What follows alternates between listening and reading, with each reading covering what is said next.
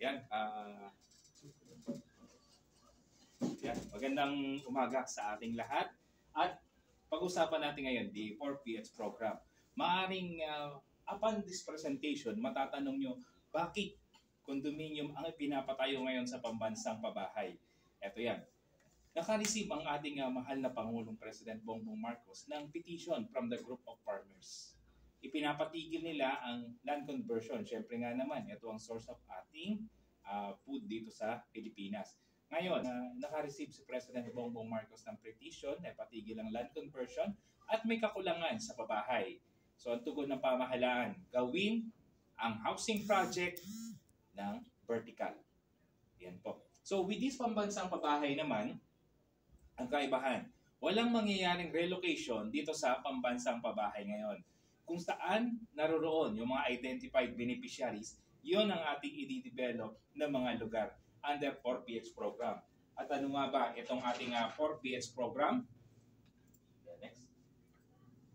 As per Department Circular Number 2022-004, Series of 2022, the Pambansang Pabahay para sa Pilipino 4PH program declared as priority program ng DHSUD. Ang DHSUD ang kawani ng gobyerno na nangangasiwa sa pambansang pabahay at ito rin ang nagre-regulate ng lahat ng housing project sa buong Pilipinas. So, balik ngayon ang kanilang priority program, itong 4PH program or the Pambansang Pabahay. Next slide please. Ito ang layunin ng Pambansang Pabahay. Makawala ang mga Pilipino sa pangungupahan. Lahat ng Pilipino magkaroon ng sariling bahay. Sa ngayon, umaabot na sa 6.5 million ang housing backlog sa buong Pilipinas. At upang ito'y matugunan, kinakailangan na makapagpatayo ng average 1 million housing unit kada taon. Pag ito'y nasa katuparan, lahat ng Pilipino magkakaroon ng disente, di kalidad, na tahanan at komunidad. Next slide please. Ito ang modality ng pambansang pabahay. Ang LGU, sila ang main proponent. Sila ang magka-identify ng mga beneficiaries. And then, Rupaliland. Rupaliland ay isang pribadong kumpanya ng real estate pero nagkaroon ng memorandum of agreement with the city mayor para mag-participate sa pambansang pabahay. So, ibig sabihin po nito, kahit private developer, ang unit na itatayo ng Rupaliland ay naaayon sa 4PH program. Ganun din ang presyo. May tinakdang presyo na susundin ang lahat ng 4PH program sa buong Pilipinas.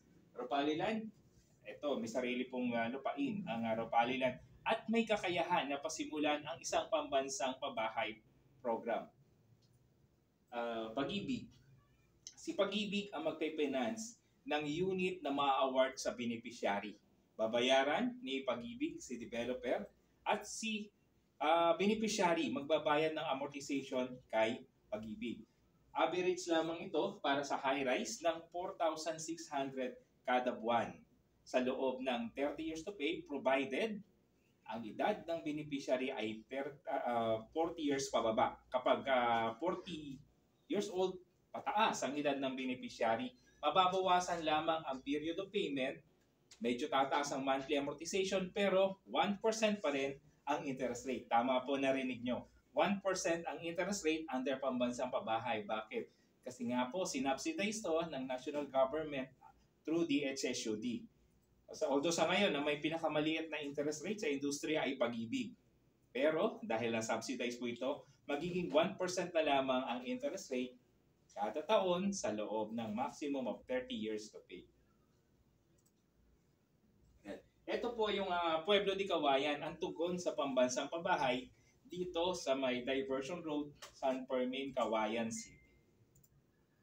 Ito yung Pueblo de Cawayan. 5 high-rise building po ito. Nandito po yung transport hub sa portion na to.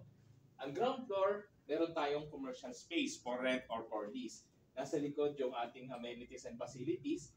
And this side is a future commercial development. So parang ang concept po natin, kaya nabanggit natin, komunidad at tahanan, dahil nariyan na ang mga possible na kakailanganin na isang beneficiary para mamuhay siya ng maayos at dekalidad.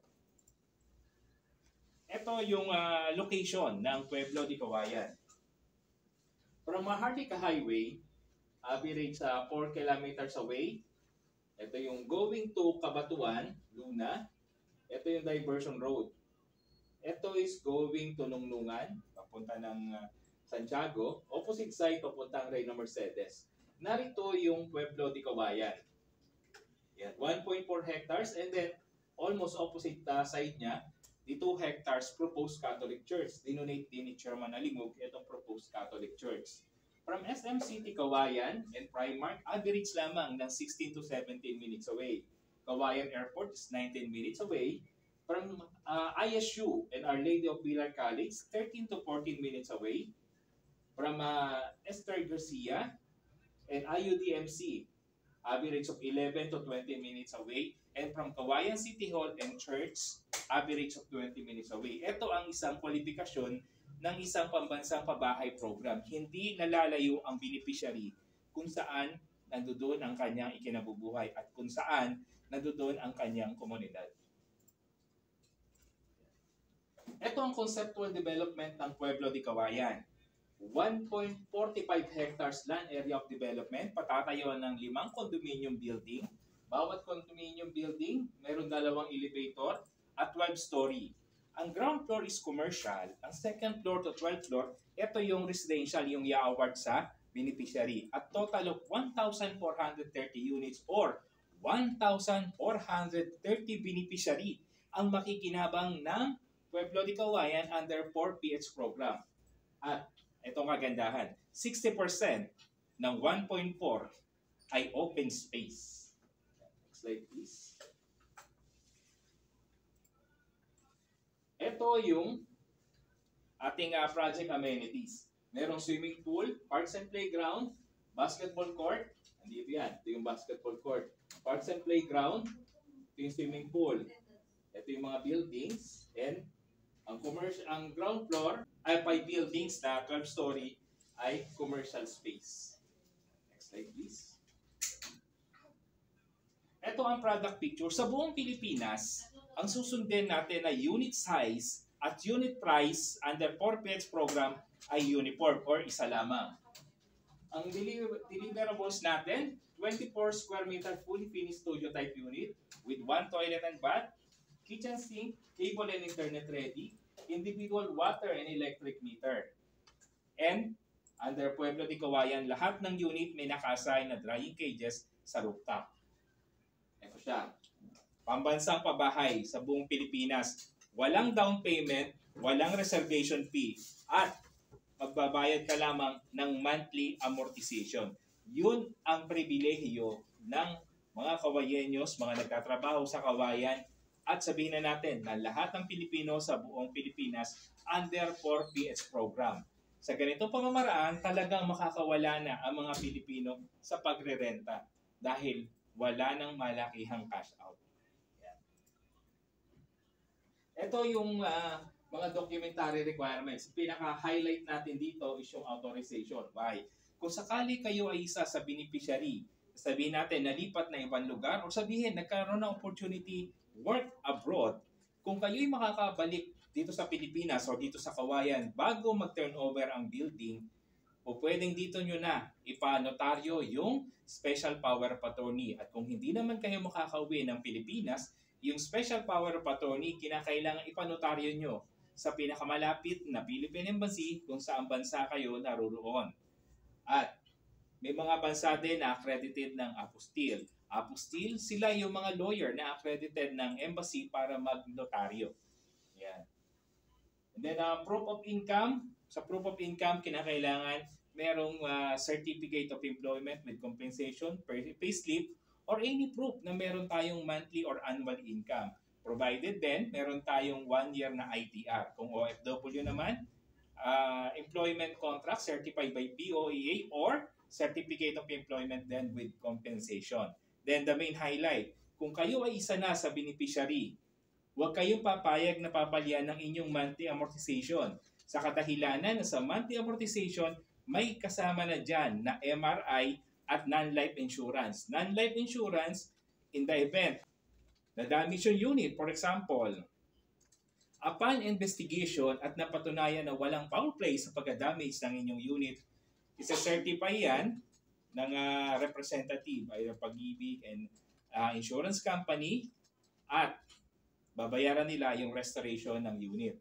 MRI, in the event, si Beneficiary A, updated nagbabayad, tinatawag na, Beneficiary A, dito ka naman sa langit, graduate ka na sa lupa. Ano mangyayari sa unit?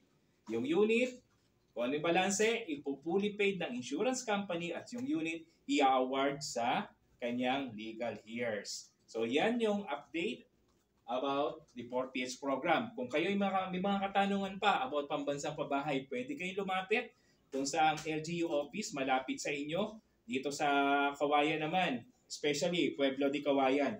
Pwede kayong pumasyal dito sa second floor, Alingog Center, 4PH room, at sabihin nyo po, kayo ay mag-i-inquire o magpapalista under 4PH program. Yan, that's all po. Kita-kita tayo dito.